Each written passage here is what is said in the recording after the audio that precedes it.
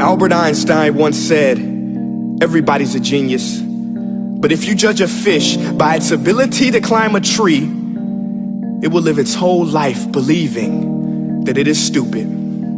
Ladies and gentlemen of the jury, today on trial we have modern day schooling. Glad you could come. Not only does he make fish climb trees, but also makes them climb down and do a 10-mile run. Tell me, school, are you proud of the things you've done? Turning millions of people into robots, do you find that fun? Do you realize how many kids relate to that fish swimming upstream in class, never finding their gifts, thinking they are stupid, believing they are useless? Well, the time has come, no more excuses. I call school to the stand and accuse him of killing creativity, individuality, and being intellectually abusive.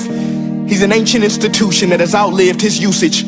So, Your Honor, this concludes my opening statement, and if I may present the evidence of my case, I will prove it. Proceed. Exhibit A. Here's a modern day phone. Recognize it? Here's a phone from 150 years ago. Big difference, right?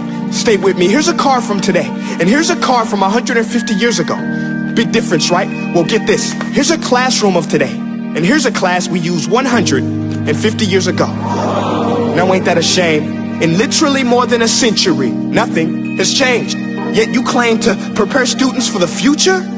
But with evidence like that, I must ask, do you prepare students for the future or the past? I did a background check on you and let the record show that you were made to train people to work in factories, which explains why you put students in straight rows, nice and neat, tell them sit still, raise your hand if you want to speak, give them a short break to eat, and for 8 hours a day, tell them what to think. Oh, and make them compete to get an A letter which determines product quality, hence grade A of meat. I get it. Back then, times were different. We all have a past. I myself am no Gandhi. But today, we don't need to make robot zombies. The world has progressed. And now we need people who think creatively, innovatively, critically, independently, with the ability to connect. See, every scientist will tell you that no two brains are the same. And every parent with 2 or more children will confirm that claim.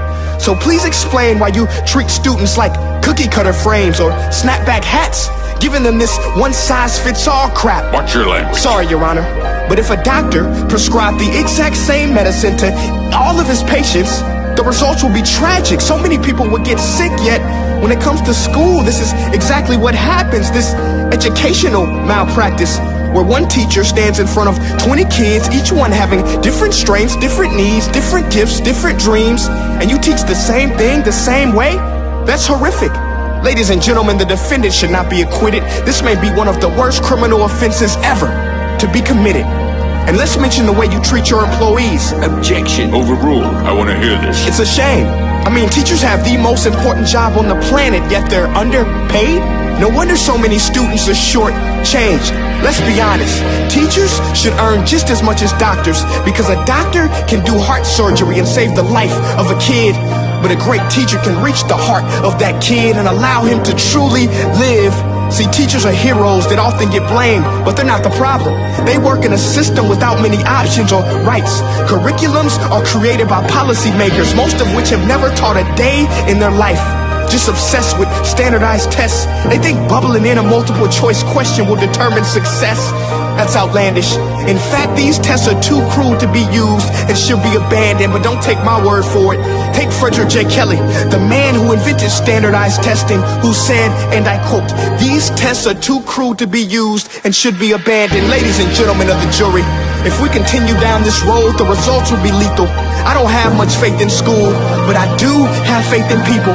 And if we can customize healthcare, cars, and Facebook pages, then it is our duty to do the same for education, to upgrade it, change it, do away with school spirit, because that's useless.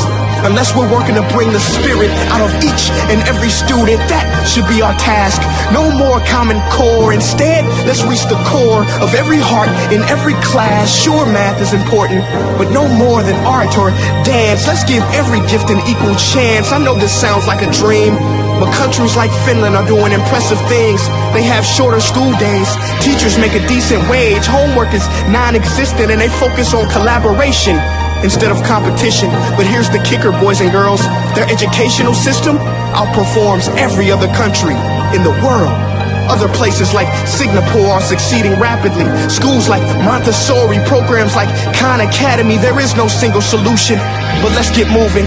Because while students may be 20% of our population, they are 100% of our future.